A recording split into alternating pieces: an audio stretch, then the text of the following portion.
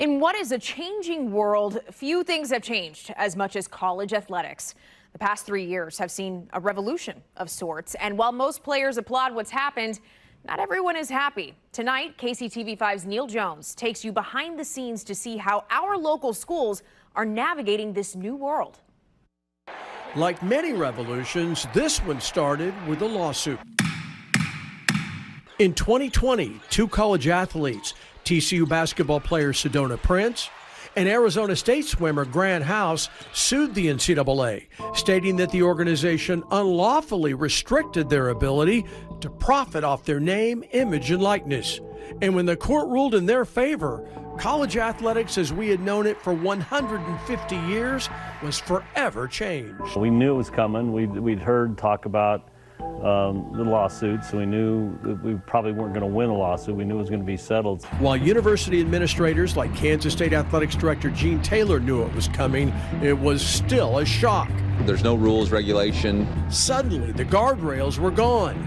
Coaches like Missouri's Eli Drinkwitz were not happy. Without rules and regulation, the worst part of society usually jumps in on it, and I think you're starting to see that play out. And the coaches weren't the only people sounding the alarm, as mainstream sports and news media trumpeted the issue.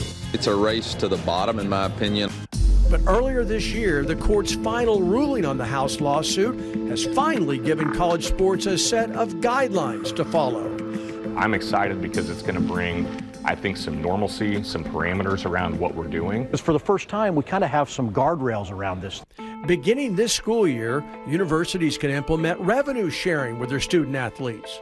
Players will continue to enjoy unlimited transfers through the transfer portal, and student athletes can profit off their name, image, and likeness, known as NIL. Of course, that raises all sorts of questions about what NIL is. For some local athletes, that has meant doing high-profile ad campaigns.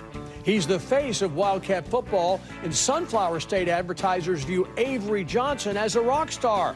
The K-State quarterback's done commercials for the Kansas Department of Transportation and for CVS pharmacies. At the University of Missouri, football players Joshua Manning and Josiah Trotter returned to their alma mater, Lee Summit High School, to shoot a TV commercial.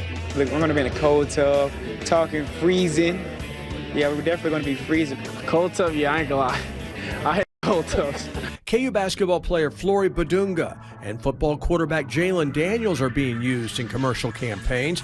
But it's not just the guys, as all three schools have seen female athletes doing ad campaigns. I just did a commercial with Kansas Lottery, and I haven't seen it yet. We just did it this past week. Samaya Nichols is a great one, Kansas City kid. She's gotten a lot of deals because she's Kansas City, and Kansas City brands want to be engaged with her. And these commercial deals are critical, because while revenue sharing's capped at $20.5 million for the year, there is no limit on NIL compensation, as long as a national clearinghouse approves the deal. The clearinghouse has to approve that as a valid business purpose and that the range of compensation, fits within a fair market value. Now, while the schools can't set up the commercial deals, they can hire outside agencies to help their athletes attract business opportunities. So now, all three schools are in a race to find great deals for their athletes. The reason? All too often, the best players choose the school that has the best NIL deal, not the best facilities. Guys, recruiting has changed. How nice your football stadium is when guys are sitting there isn't going to be a determining factor on a decision. Just like Allen Fieldhouse won't be a determining factor with their guys. There's more important things in players and agents and families' minds. But can our local schools compete with universities located in the country's biggest markets? K-State's Gene Taylor says absolutely. So I believe truly that our athletes can get just as good a deals. Where in the LA market, there's a lot of competition in LA. You're not the star of the show because you've got NBA, you've got NFL franchises. We are the star of the show here in the state of Kansas, and I think our athletes will benefit from that. And KU's Jason Booker points to the commercial success of Kansas City athletes. If you look at Patrick Mahomes, Kelsey, Bobby Witt Jr., they're all getting great endorsement deals, right? I mean, when your brand becomes big enough, people are going to find you. Well, fans of Kansas, Missouri, and Kansas State have to hope that he's correct. Because like it or not, to win on the field, schools must be able to win in NIL. Neil Jones, KCTV5 Sports.